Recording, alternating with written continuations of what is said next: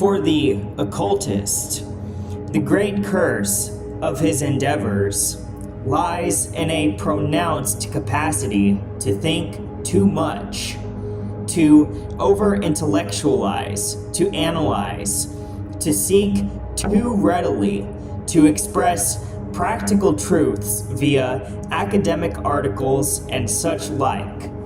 Ideally, at this stage in esoteric development, a gradual move away from the intellectual approach should begin to emerge, along with an acceptance of the necessity for carving out the future by practical acts. The time for seeking to achieve influence via the written academic word should be waning, replaced instead by the understanding that such a seeking will only have a significant role following the practical realization of the next esoteric stages. That is, when there is wisdom to distill from new deeds. At this point, there should be a hunger to experience, to pioneer, to re-express the essence. The profusion of occult writings and journals and pronouncements of organizations should be viewed by the modern, intrepid occultist with tedium and disdain.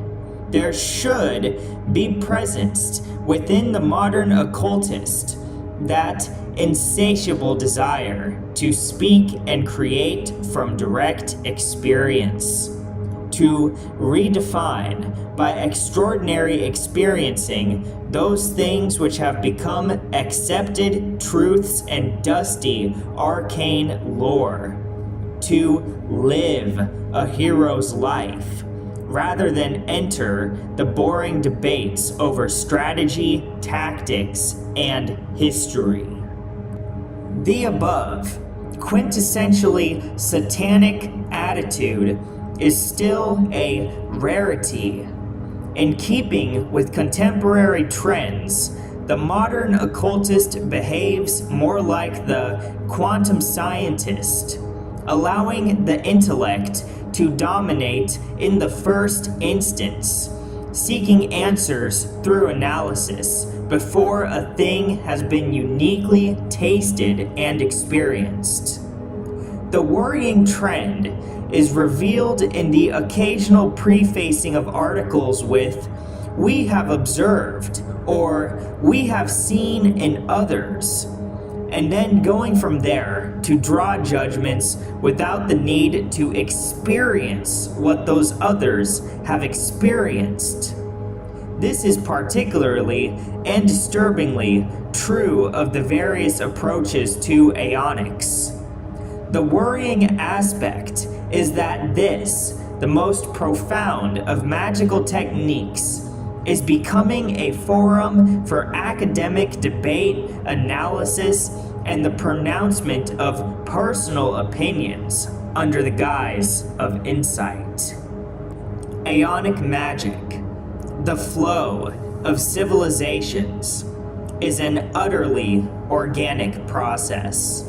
It cannot be subjected to academic and personal projections, for that is to make it into something else entirely. As has been constantly stressed, the process requires individuals to lose what is personal of themselves by becoming completely immersed in practical aeonic forms. There is most certainly a subtle guiding, sometimes a subtle altering of those forms, but there is also, very significantly, a giving up of oneself to those aspects which cannot be controlled, which flow as they flow regardless of individual influence.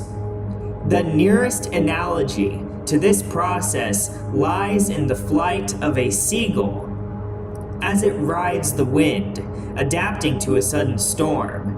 flying in calm weather, but going with the direction of the gales that may dictate a new course. It takes great skill and the development of a perfect balance between what is individually willed and what is unfolded by the greater flow of life itself. Consequently, aeonics requires the individual to brave the unknown and forge uniquely from what cannot be pinned down a new experiencing of the constant, awesome becoming of the cosmos. We have the practical tools to do this via the various forms discussed many times that presently exist in the world.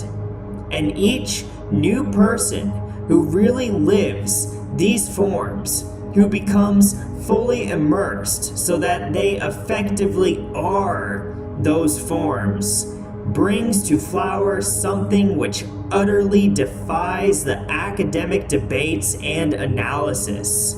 Something new, something living, a storm to change the flow of our lives. Occultists should possess the insight to recognize that point beyond which debate and critical analysis cease to become productive for all individuals of all allegiances. This is particularly true with regard to aeonic forms which are still growing, still in their early stages. There comes a time when the organic process of change as a whole must be left alone to develop of itself, and personal objections of a thing are silenced. Occultists must be aware of the need to create conditions by which the necessary process of thesis, antithesis, synthesis, inherent within all aeonic forms, can flourish. This is a slow process, painfully so when apprehended within the time span of one individual causal life, and requires for its growth a way of living on the part of individuals. Individuals cannot be led to this way of living by the adoption of forceful opinions, as esoteric organizations cannot be built upon such opinions. Again, this insight involves laying aside personal motivations, knowing when to act and when to move with that greater flow of life. A useful example of a form for which strategical semantic debate is now becoming counterproductive is that of politics, particularly where race and racism is concerned. Such things are still not understood on a rudimentary level, let alone on an aeonic one, and are still too practically nascent to be subject to the lofty criticisms of the esoteric commentator. Therefore, it is imperative that a few individuals at least strive to keep alive the promise of magic by being prepared to change their lives, including the occult aspect, in order to seek to become that tool for change, prepared to suffer the mistakes, the loss of face, the real dangers that will assuredly follow. Of those few individuals who have lived thus, all will testify to the profound, almost indescribable difference encountered by living and immersing oneself in an aeonic form, as opposed to the overview supposedly gained from literature and observing the experiences of other people. The former is to be an organic part of the dialectic of life, redefining, re-experiencing the essence. The latter, a victim and perpetuator of brainwashing.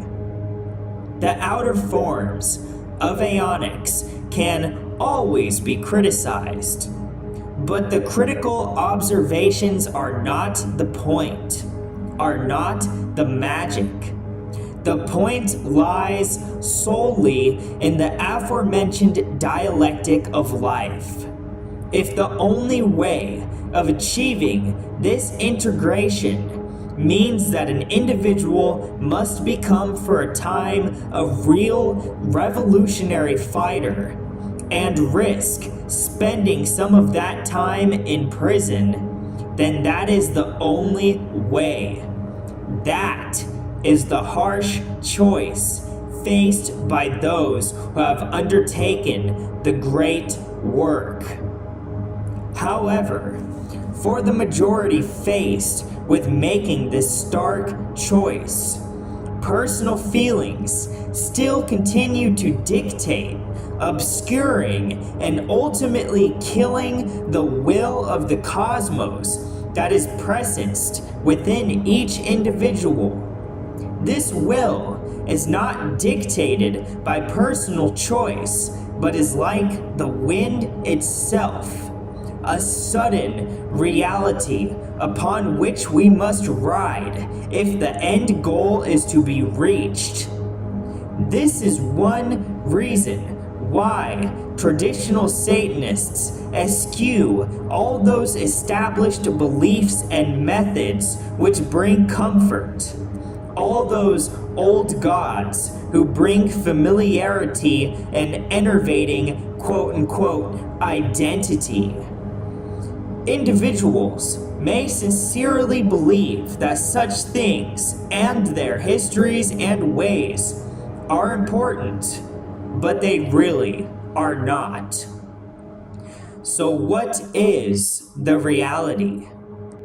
Sadly, the only present reality is that life is still too soft, too easy for the majority to be impelled by the terrifying process of creation.